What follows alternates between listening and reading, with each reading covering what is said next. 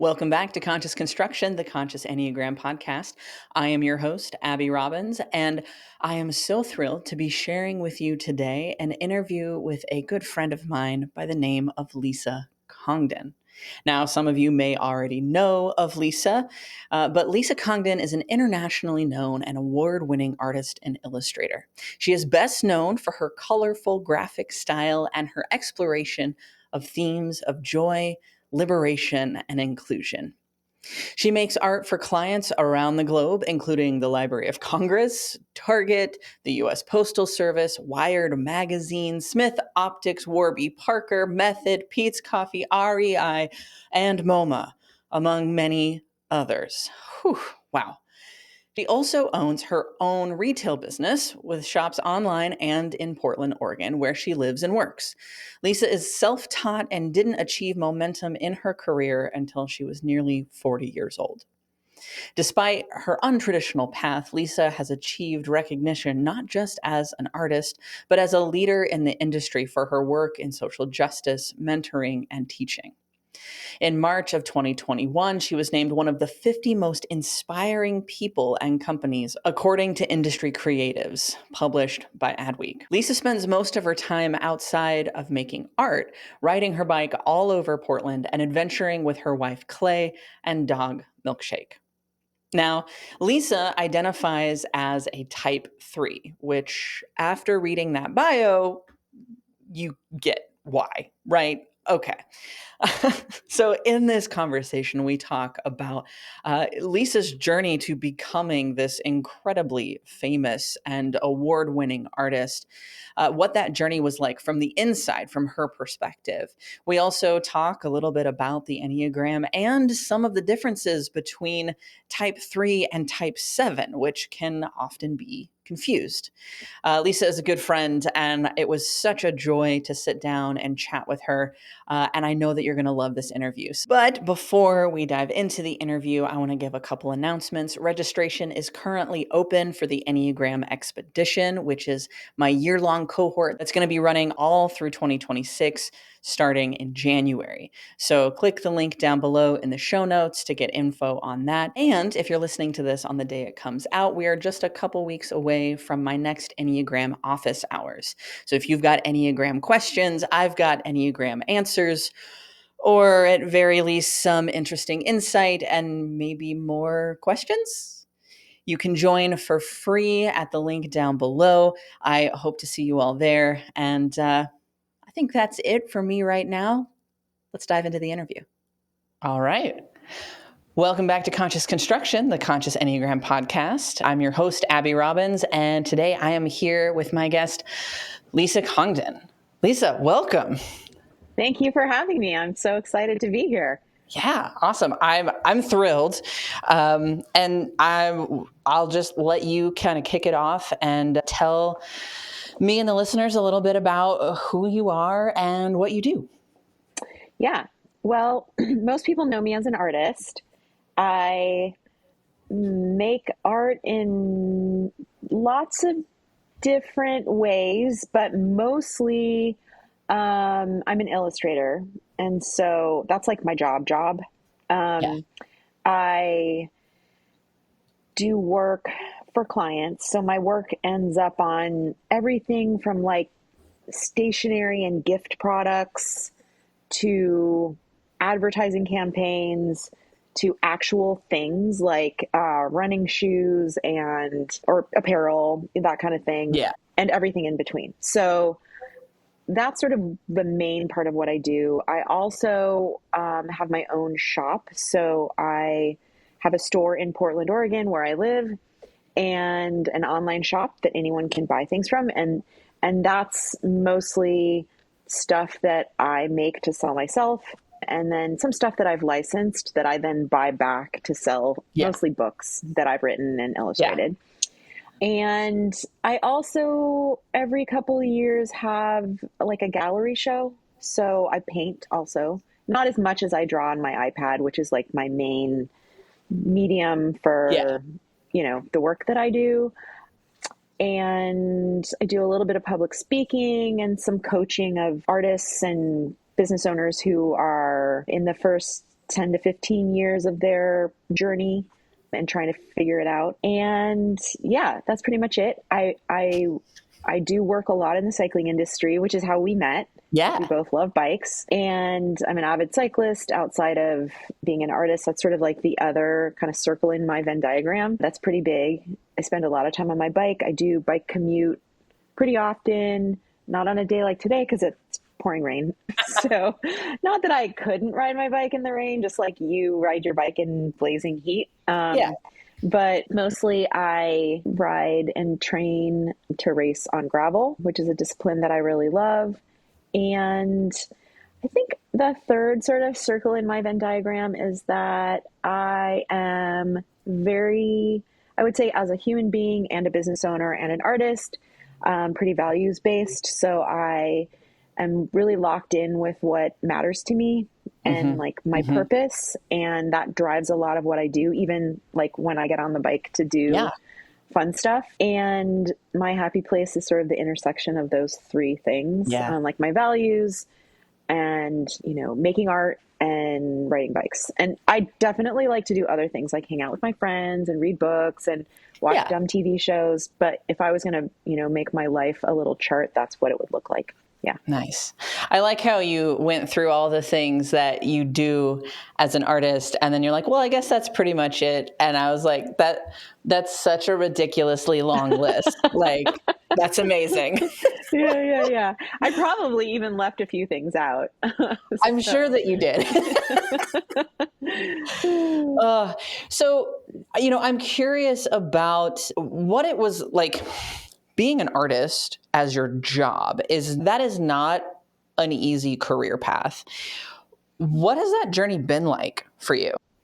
It's so interesting. I feel like I'm in a sweet spot right now because I've learned so much in the last 20 years about how to do what I do, how to do it well, and also how to do it so that I don't feel super stressed out all the time. Yeah. But I would say in the beginning of my career, and then maybe up until about 3 or 4 years ago, I was in growth periods and not really understanding how to manage.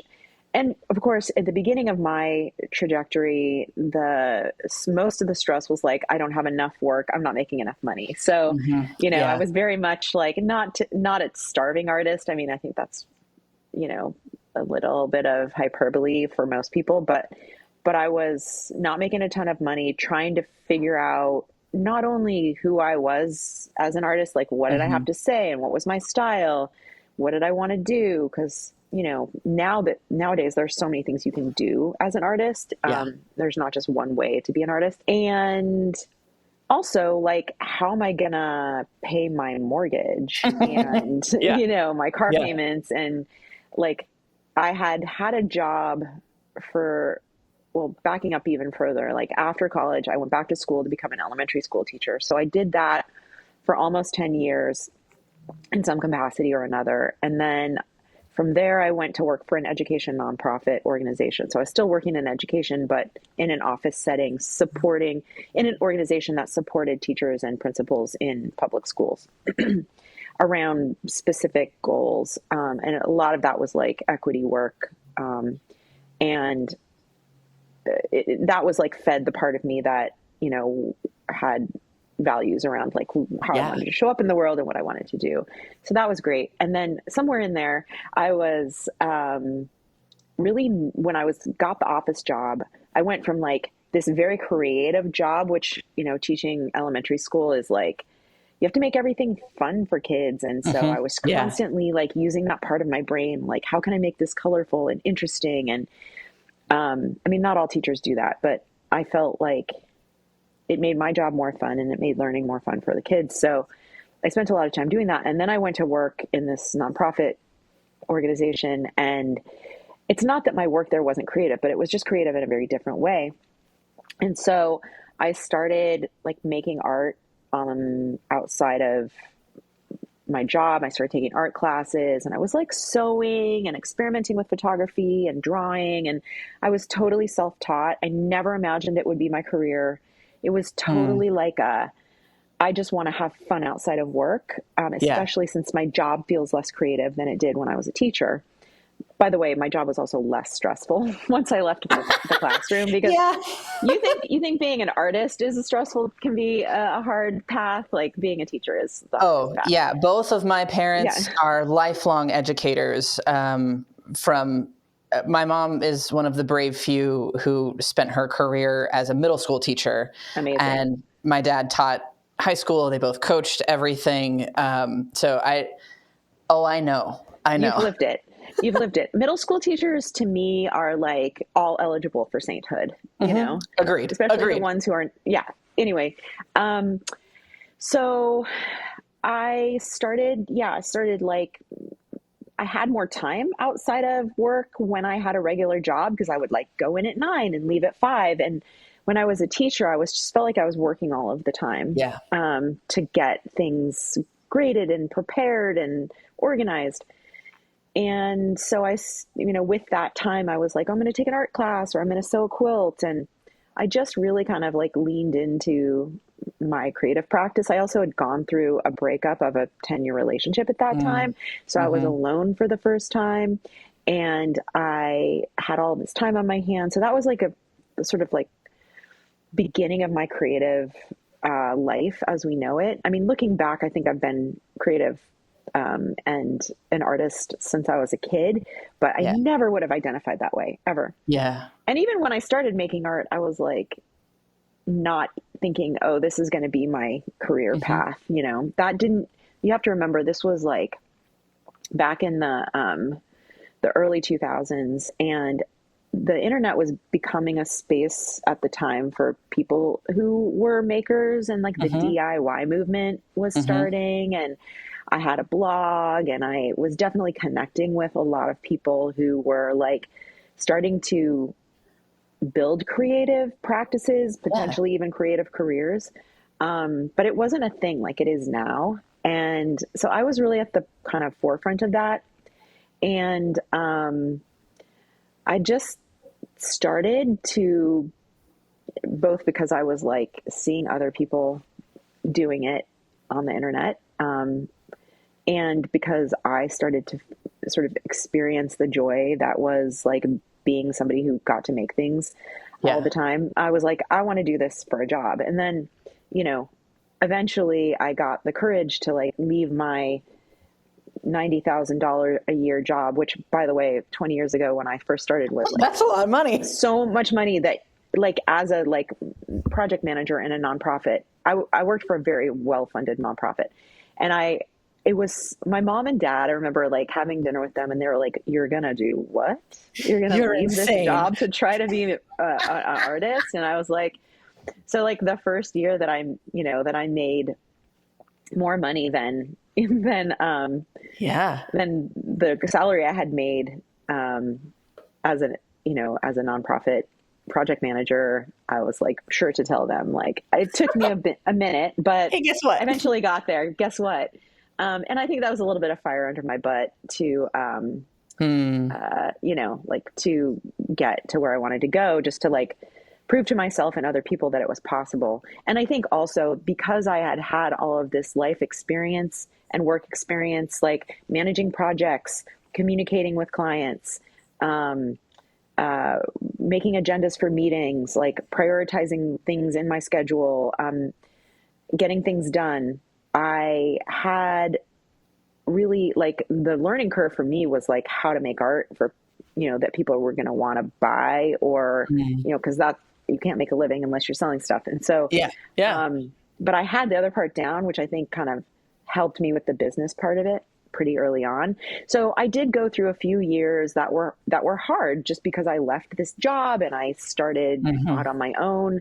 I had a very cheap place to live at the time, and I was single, so that kind of helped. Um, and then, because I worked a lot, and then eventually things just started happening for me. And then I went through a period of about a decade where I was like working hard, but not so much, and not managing a team, like where I was just sort of like an independent artist doing good stuff, doing Yeah. well. I was busy, but not about to lose my mind. And then I entered another phase where my career became more difficult and challenging because the popularity of my work took off, which is everybody's dream, right? Like, that's Yeah, why you right. do what Yeah. you do. So I'm not complaining, but I just was sort of like struggling to manage all of it and Hmm. was being asked to do a lot of things. And I'm a people pleaser. So saying no was like not in my vocabulary in the way that it is now. Yeah. And I also understood that the more I said yes to at the time, the more, my career would grow. Yeah. And then I got through that period about 3 years ago. I just was like, okay, I think I've arrived.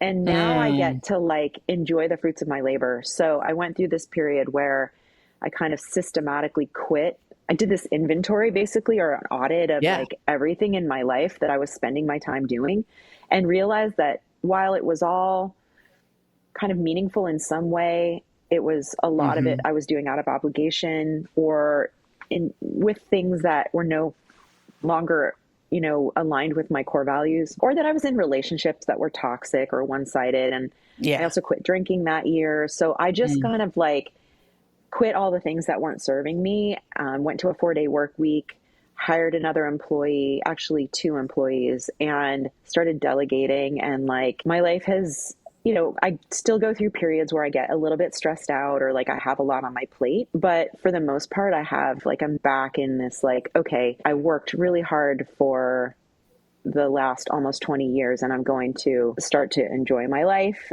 And Mm. not that I wasn't enjoying my life before, but I'm going to enjoy it without feeling constantly Yeah. worried that I've got like another thing to check off my to-do list. So that's been pretty amazing. And here we are. So yeah. Yeah. So being an artist, a working artist can be really hard because you have to constantly promote yourself and put yourself out there. But it can also be really amazing because you get to like draw and paint for a living, which is Yeah. Right. amazing. Yeah. Yeah. Well, you said something, that really kind of struck me. You were working with in your early career around this idea of like, you've set up this kind of Venn diagram of yourself, and you're very clear about how important your values are to you. And there's this part of you as you were becoming an artist that was like, how do I make art? How do I make things? How do I create things that people are going to want to buy? And I think that balance between the two, right? Like, how do you create something that is in alignment with who you are and is something that has an audience broad enough to make you a living? I feel like that is a balance most artists never find. And I'm curious what that was like for you. Like, what did that entail?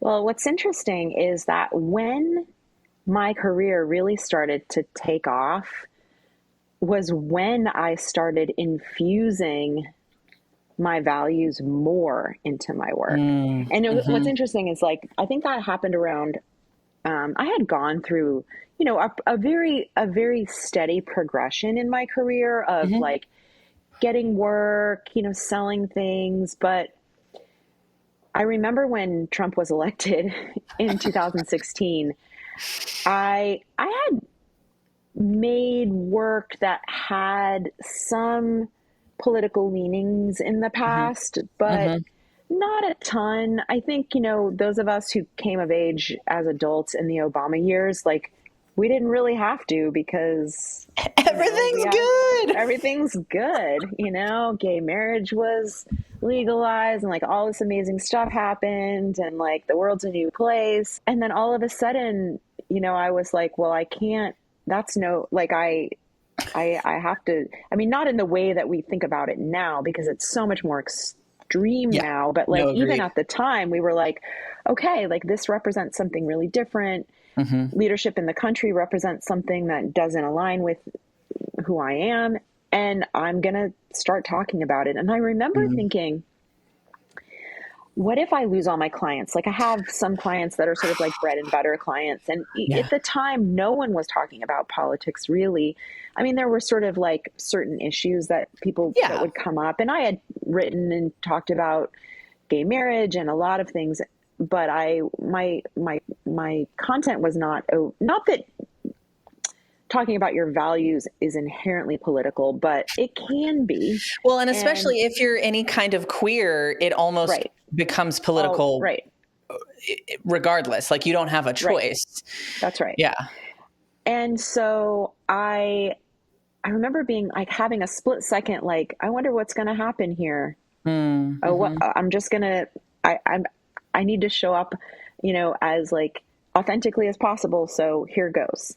And Yeah. as it turns out, 99% of the clients that I was already working with and the organizations that I was working with and the like learning platforms that I taught on were all like fully supportive of Mm. me having a voice. And that, in fact, I ended up getting even more clients and even more work, I think, as a result of Yeah. the fact that because my audience also grew in that time, it ended up being sort of like the best thing for me.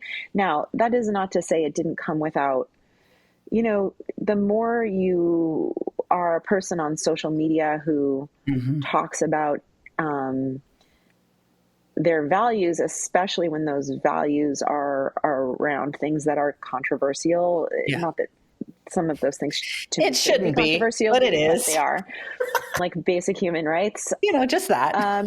You get haters, or you get people who, you know, you're not progressive enough, Yeah. You get it So from both there's all sides. right, just a lot of like critics.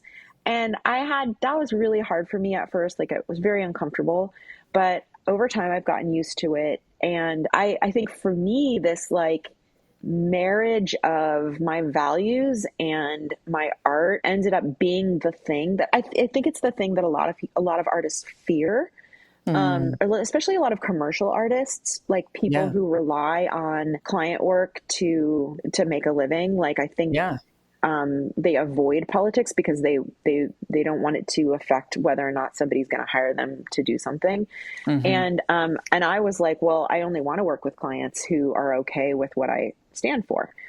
Yeah. And so it ended up being really great for my career. So that was in around 2016, and then I just experienced exponential growth, not just in like my social media, but also in the amount of work that came my way between that time and then well after 2020. So it continued, and it's something that now I just feel like, yeah, do I make work that's just like decorative? Sure. Yeah.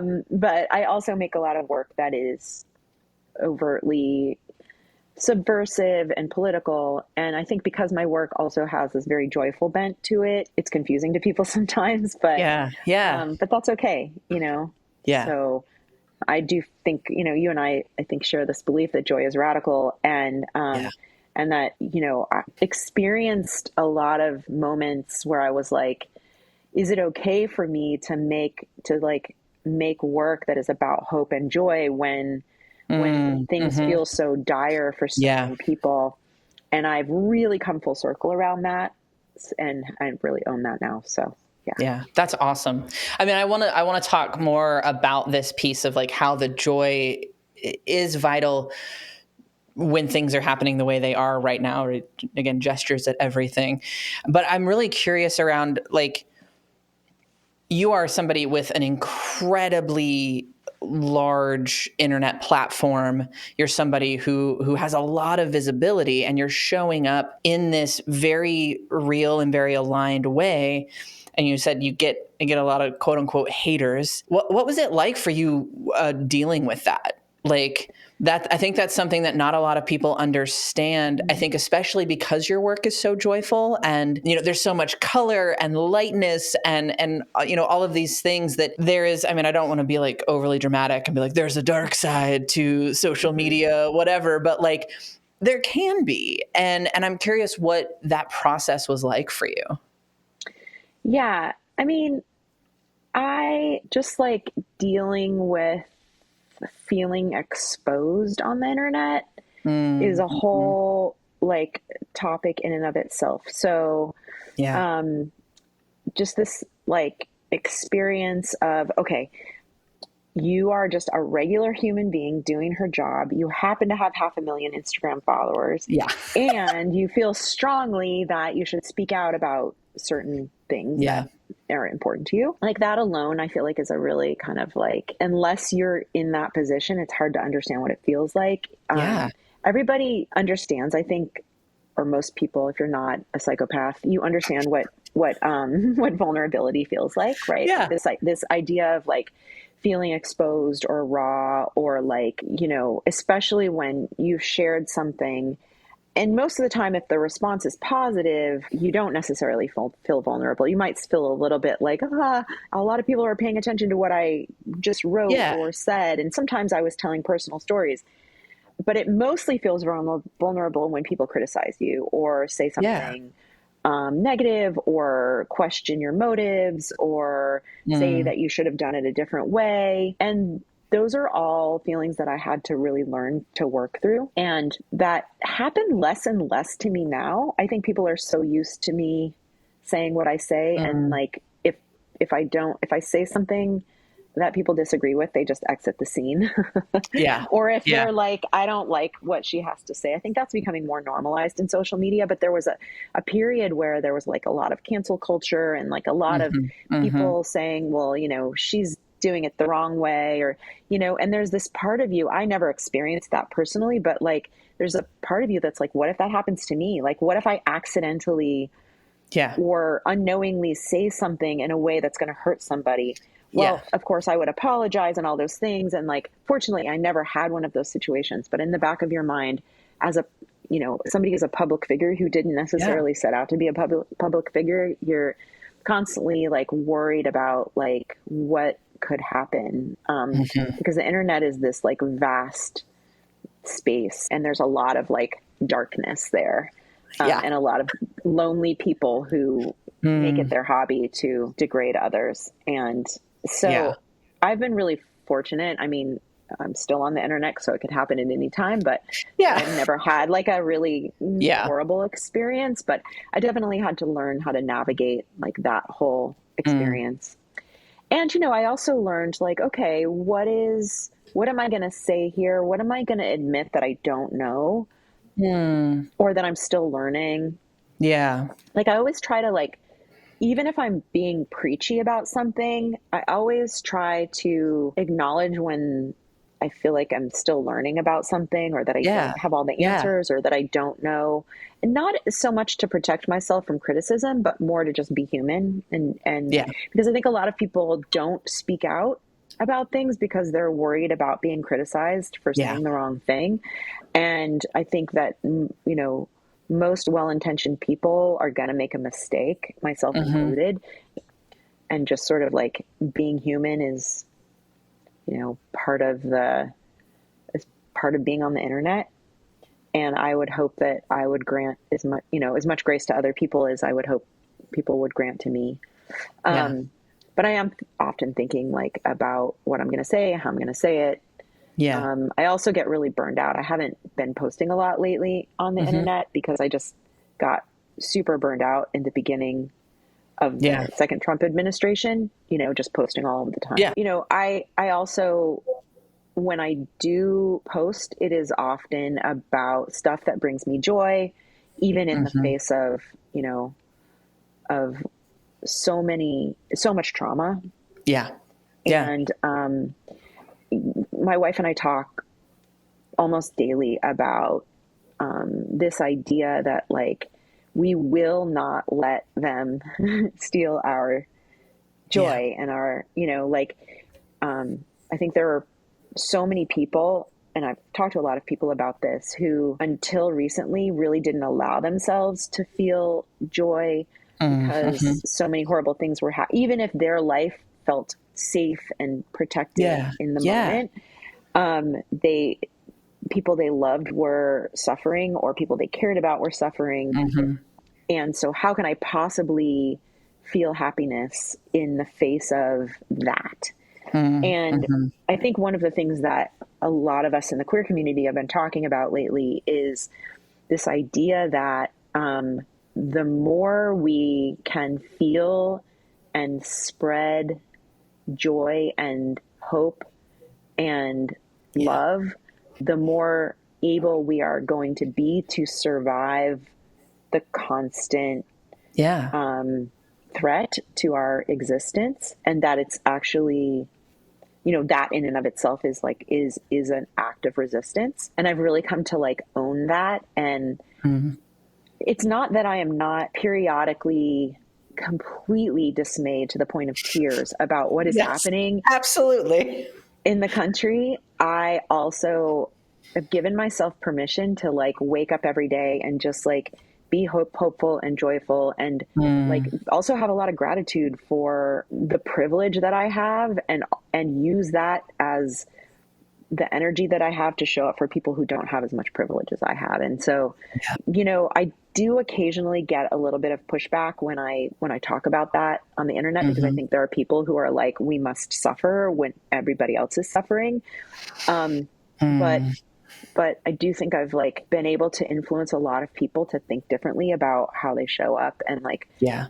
their sort of right to feel joy, and that it is in fact essential to our survival. Absolutely.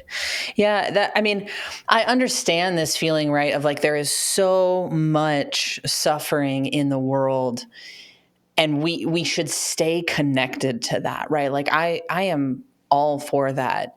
And I think the trick here is that we should be working to create enough space in ourselves to hold both, right? It's not as though the suffering of the world negates my joy or any other joy in the world. And it's not that my joy negates suffering, either mine or anyone else's. Like there has to be space to hold all of it.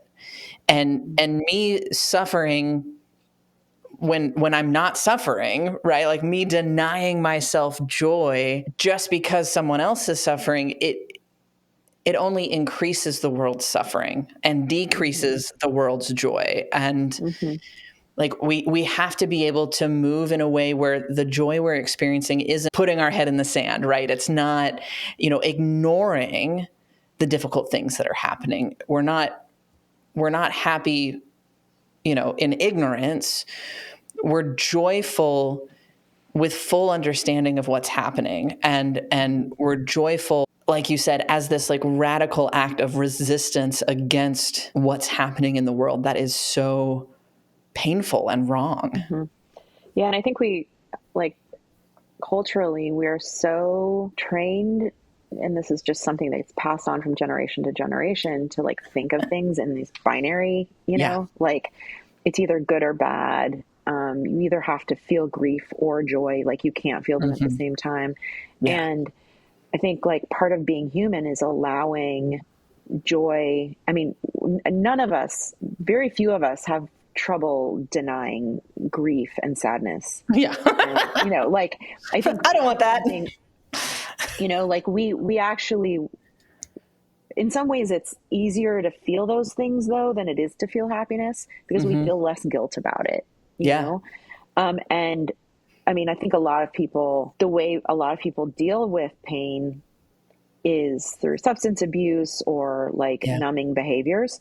And when you allow yourself to feel joy, and not joy because you are using some substance, but Yeah. real joy, is like truly the like that it is possible to have both. And I think as humans, we're like been conditioned to feel like we can only handle one of those Yeah. emotions at a time. And I'm learning like, oh, I get to have grief and sadness around, and anger around things that like are so hurtful. And I also get to like, love the parts of my life that I love, and Yeah. love on my people, and be happy for so many things. And both things can be true, as you said. Yeah. Yeah. It's so important to be able to hold that. Shifting gears slightly, I just want to touch on some Enneagram stuff. So you Yeah. identify as an Enneagram 3, hmm and I'm curious, what about that type like landed for you? Well, it's interesting. I've taken the Enneagram test like a couple of times, Yes.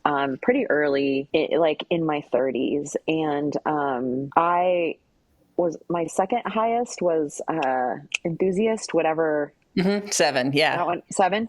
And so in some ways it was like I could never decide which one I really was. And I think Hmm. I'm a kind of like a really good marriage of both of those. But achiever is like when I've tested as that a couple of times, and every time I read about it, it really resonates. And I think part of that is just I am a person who, since I was a kid, I've always been very driven. Like when Hmm. I see something that I want, not in a like, I'm going to go rule the world or, Yeah. make Yeah. money or do this thing, not like that, but more the way that I explain it to people is like when I find something that I love, I go all in.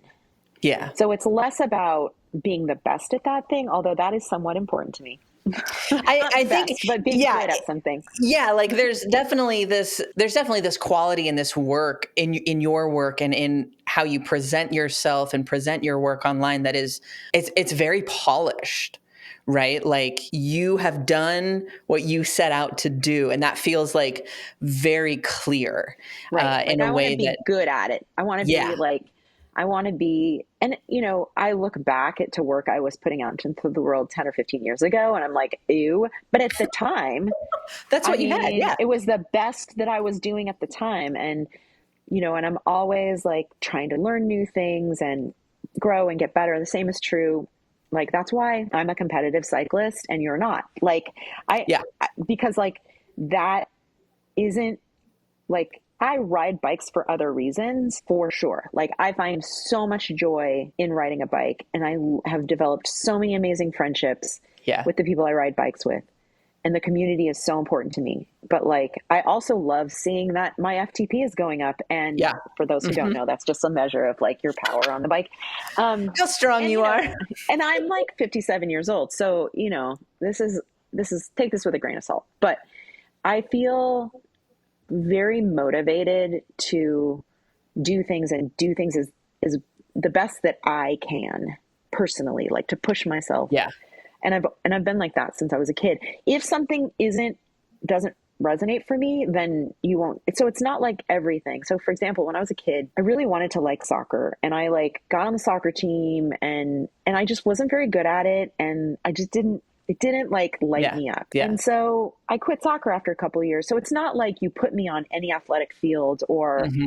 in anything in life and I'm like, I want to be the best at this. It's really the stuff that I feel connected to, Yeah. that and I know I have the capacity only for a handful of things. It's like it's no coincidence that my Venn diagram has 3 circles. You know what I Yeah. mean? Like that's Yeah. plenty. And some people's Venn diagrams have, 6 circles intersecting. Mine's 3, and like that's kind of how I think about my life. I like choose a few things that I love and I feel Hmm. super motivated by, and then I just go all in on them. Yeah. Yeah. And I think that that's likely one of the like, the 3-7 Yes, kind of being an area. enthusiast also. Yes, Yeah, yes. right. Like I think it's easy for people on the outside to confuse those in a lot of ways. And, I think what you touched on with this Venn diagram is actually one of the things that could help you distinguish. Sevens have as many circles as they can possibly fit. Right. Like sevens push themselves, they write edge to edge. There's no margin. They're putting in as many things as they can. And they will then attempt to go all in on all of those All of things. them. Yeah. But I do think that there is, because threes tend to have generally more struggle or more fear around failure, they're going to rein in what they're Mm-hmm. interested in, and then they're going to make sure that they're great at those things, like more Mm-hmm. so, where a seven is less concerned about failure, because if they fail or if they don't do it right, then they're just going to move on to the next thing and it's not a Mm-hmm. big deal. But threes carry a little bit more investment in that way. Yeah. I mean, I also was diagnosed with ADHD last year, and now so much in my life makes sense that didn't make sense before. But one of the things that I think, as somebody who's kind of developed coping mechanisms for that my entire life, Mm, as somebody who's in her late 50s, like I figured out that the fewer things that I actually focus on, yeah. the more regulated my nervous system's going to be. So while I might have a tendency of a 7 to just be like excited about and trying lots of different Yeah. things. And I also know that the fewer things I focus on and the more kind of focus I give a few things, the more out of control my brain is going to, the less out of control my brain is Yeah. going to Yeah. feel, the Exactly. more regulated my nervous system is going to feel. And that isn't something that I've always known. Like I figured it Hmm. out over time through experimenting with like trying to do all the things and saying yes to all the things. And yeah. Yeah. Yeah. It's such a, I think the thing that really stands out to me is like you were talking about earlier, moving from working in, this working in a school setting and then moving into working in this nonprofit and then that shift into working as an artist, you had these skills. You were like, oh, I can run the business side of things. I know how to set the agendas. I know how to work this part of it. And there's something about those kinds of structures that I think are really appealing to threes because Mm-hmm. they create like this pathway to success in so many ways. And like it was interesting to hear how you were able to really like latch onto those and implement them in your artistic career in order to build something that when you finally got that that beautiful moment of clarity of like, I'm going to say the things, I'm going to align my values with my work, there was this explosion in your popularity and you had what you needed to actually make that work. I just think that that's such an interesting way to look at the approach and kind of all of the background things that were happening in order for you to end up where you are now. Yeah. And it's not like I was always clear about that. I remember when I left my office job with my colleagues and my good paycheck to make art for a living, I envisioned sort of sitting at a drawing table all day and like drinking my tea, listening to Mm-hmm. NPR while I Mm-hmm. drew, Yeah. and like everything was going to be easy and like, and no stress. And like immediately I realized that in order to, build a career, I had to engage all these other parts of myself, not just the art making, the part of me Mm-hmm. that wanted to draw all day. In fact, I felt a certain amount of guilt for sort of living behind this career in this world that I had worked so hard in and become so successful in to like start this new thing. And I didn't imagine, or I didn't even know at the time that like all of this skill and competency that I had developed in the 10 years that I had been Mm-hmm. working both as a teacher and, in this nonprofit setting, that I was going to take literally all of those soft skills and hard skills with me as an artist. I figured that out, I think, within the first 6 months. Like, oh, I'm not leaving that stuff behind. This is serving Yeah. me. I'm using it. But I didn't really know what I was getting myself into. But once I did, I was like, oh, this stuff is so helpful. Like, if I had started, like most people do, as a working artist at 23 after they graduate from art school, Oh, I wouldn't have had any of these skills. I mean, I ended up writing a business book for artists. And a lot of that was because I experienced pretty quick success after I got started. And I think so much of that was because I knew how to manage yeah. projects and I had all of these skills that I was using in the background, as you say, and that a lot of people don't have or don't know because they haven't ever Mhm. had a quote real job. Being an Yeah. artist is totally a real job, but you know what I mean. And so the minute I figured out that like all of that work that I had done and all of the skill that I had built over the previous more than a decade, because I didn't actually leave my job to become an artist until I was almost 40. Yeah. So I had Yeah. like not entirely 2 decades, but like a decent amount of work experience and life experience that I was actually using it and not leaving it behind was like, okay. Like Yeah. I loved that for myself. And I get asked a lot by like, especially older women who are like changing careers or want to make Mhm. a pivot to a creative career later in life. Like they're like, oh, I don't know. I was like, shut up. Like you actually totally know what you're doing. You Mhm. actually have been doing this your whole life. Like, Yep. yeah, do you need to develop an artistic style that people are going to resonate with? Sure. But like the rest of it, you've already got that figured out. So you're way ahead of the game. Yeah. Yeah. Yeah. Yeah. That's awesome. Yeah. So I feel like it would be I would be remiss if we didn't talk a little bit more specifically about bikes and um, like what are you super excited about right now around that? Well, most people who follow me know this, but if anybody who's listening to your podcast is is not familiar with me or doesn't follow me online, you might not know that I had both my knees replaced at the end of Yeah. last year. This is So wild. it is like, that is just, I can't emphasize enough that having two total knee replacements within 2 months of each other is like no joke. No, not a joke at all. So basically they like cut open a knee and they like take everything out and they put all this new hardware in, and then then you have to sort of like, you don't have to learn to walk all over again, but you have to like immediately start like learning how to bend your knee, and everything is new, including how your ligaments come together around the new hardware. It's like intense. There's a lot of like pain and swelling, and so a very slow kind of like long recovery. And so I had my first surgery on October 31st of 2024. It's been almost a year since my first surgery, and then the second one was December 19th, so 7 weeks later. And now I'm completely on the other side of it. But the last 6 months have been a real journey. I stayed off the bike, obviously, right after my surgery. Because you have to. Like 4.5 months or so after my left knee and 3 months after my right knee, I was given the green light to ride bikes again outside. And I remember going out for the ride, and like I could make a full revolution on the bicycle. Like they have you on a stationary bike for a long time, but you know, I had to like point my toe down. I had to like go get my seat raised because I couldn't really like bend my knee properly. And riding a bike was still pretty painful. And I was still healing, and I was in a lot of pain after. I would like literally ride my bike for 10 miles really slow and, you know, suffer the next day. And it's easy to start thinking like, oh, this is going to be my life forever now.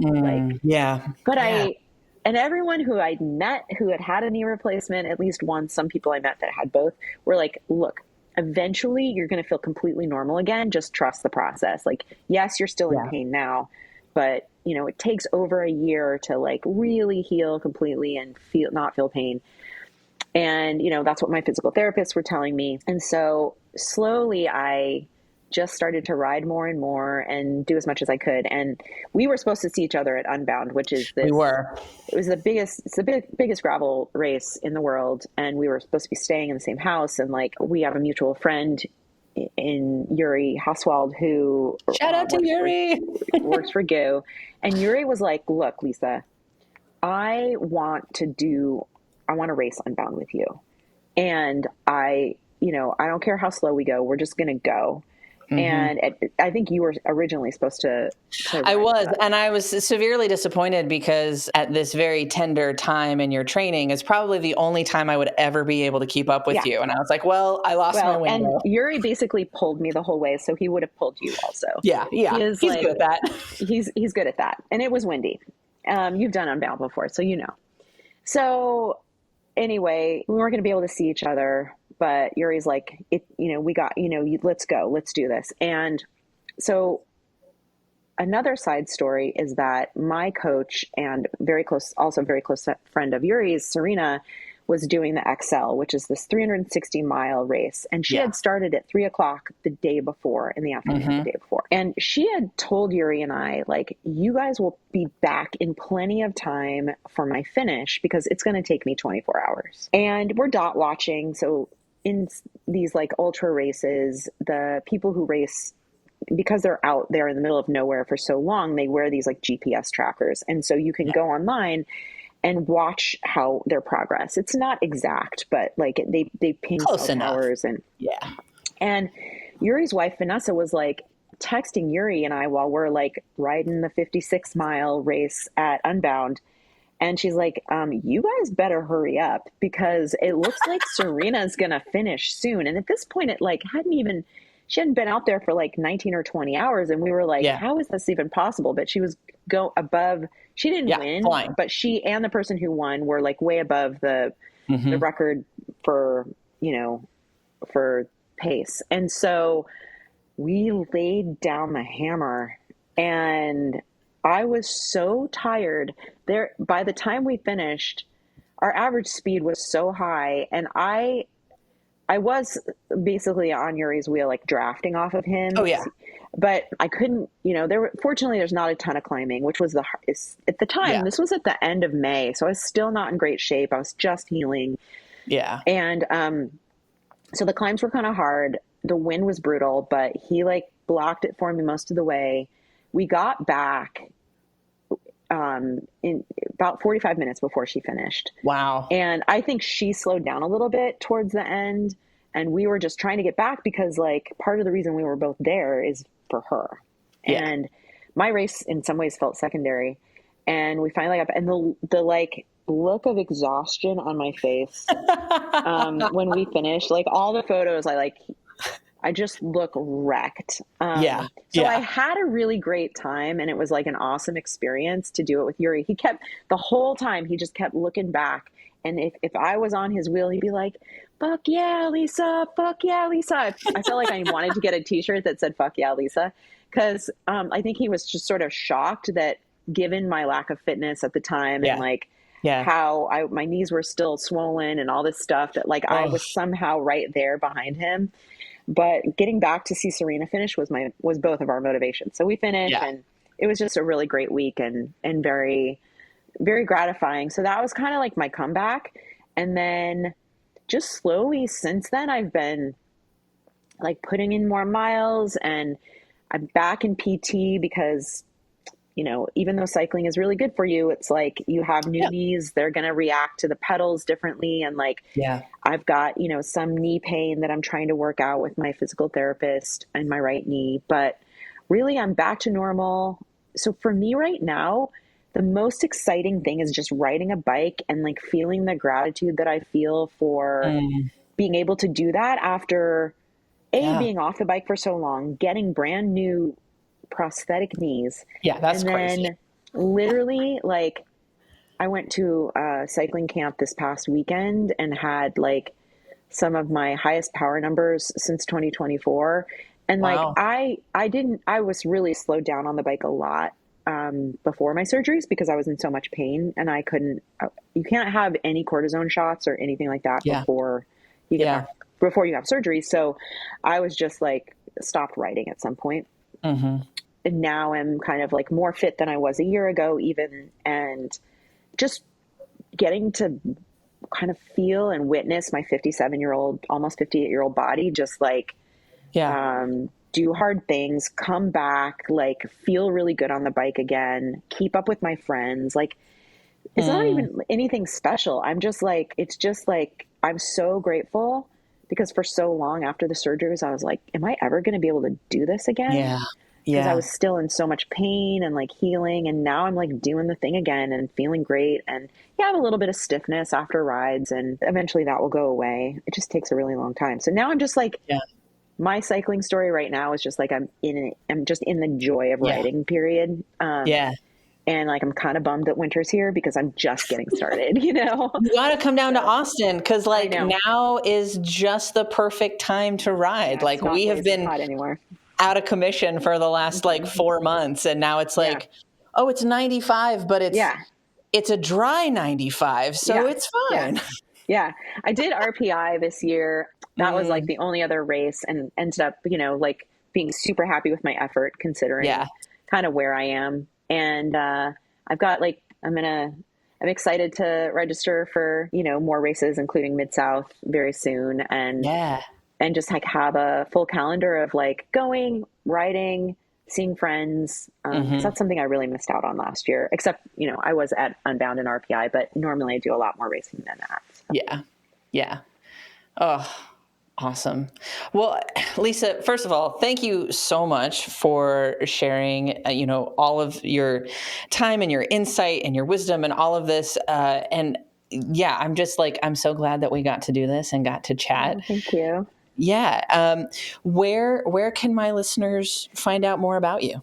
Yeah. So the place that I sort of hang out the most often, although I'm not as like frequent as a poster as I used to be, but is Instagram. So it's just my name at Lisa Congdon. I have a website where you can shop my goods and look at my work, and that's lisacongdon.com. So Awesome. yeah, those Keeping are it the simple. two. Yeah, I mean, I just hired a new marketing strategist, and she's like, "We're getting on TikTok," and like, so who knows where you'll find me in the future? But yeah, right now it's basically Instagram. So Awesome. Awesome. TikTok scares me. Like, more power yeah, to you. I'm with you. I mean, I this is her idea. We'll see if it You're actually like, goes anywhere. So she's uh, amazing, and I'm like all for for trying new things. So yeah. yeah. Awesome. Well, again, thank you so much. This has been such a blast to get to chat with you, and I'm actually super excited to get to hopefully ride bikes with you at Mid South. I know. I'm definitely going. So Yeah. So this will fingers be good. crossed. Yeah. Yes. Figure got to make everything work. Yeah. I feel like this year, especially with me and bikes in 2025, I only had two big events. Mhm. I had Mid South and I had Unbound, and Mid South was canceled due to a wildfire, and then family stuff prevented me from being at Unbound. And I was like, the universe clearly didn't want me at bike events, and so That's right. I'm hoping we can work something out this go around in 2026. I can at least make one, maybe two. We'll see. Yeah. But yeah, I'm looking forward to that. Yeah. Again, thank you so much. This has been Thank great. you. This was a total pleasure. Thank you. Well, what did I tell you? That was an incredible interview. I hope that you enjoyed getting to learn a little bit more about Lisa and getting a more intimate look at what it can look like for a type 3 to be operating in the world. Again, my name is Abby Robbins, and if you're interested in learning more about your Enneagram type or taking that deep dive into the real boots on the ground work of understanding and transforming your type, you can find out how to work with me in the link down below. As another reminder, Enneagram Expedition registration is now open until December 18th. And our next Enneagram office hours happens on Monday, November 3rd at 6 p.m. Central Time. All the information is down in the show notes. And until next time, don't forget to breathe.